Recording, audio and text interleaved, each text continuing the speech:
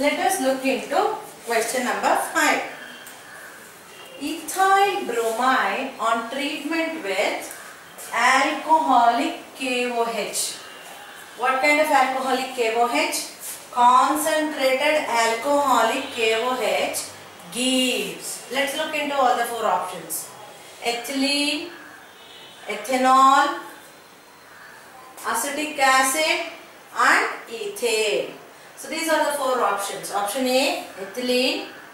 Option B, ethanol. Option C, acetic acid. Option D is ethane. So let us write the reaction.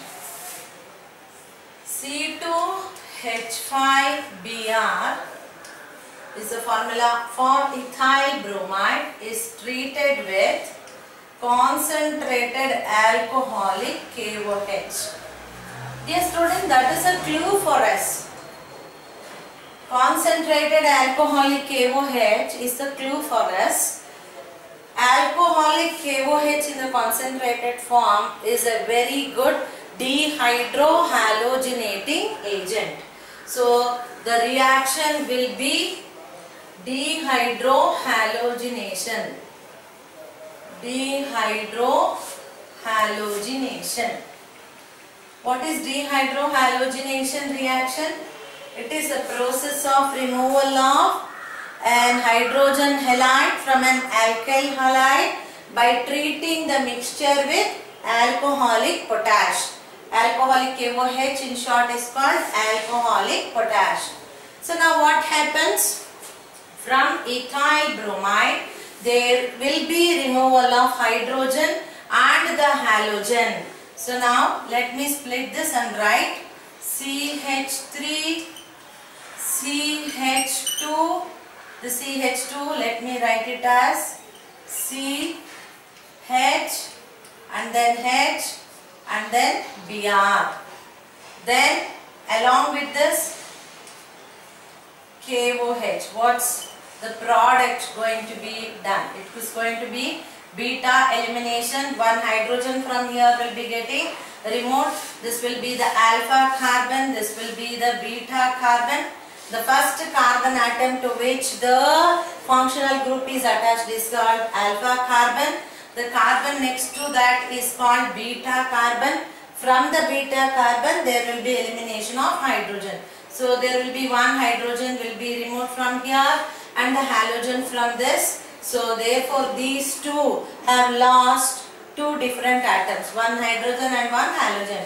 In order to balance themselves they will be combining with double covalent bond formation.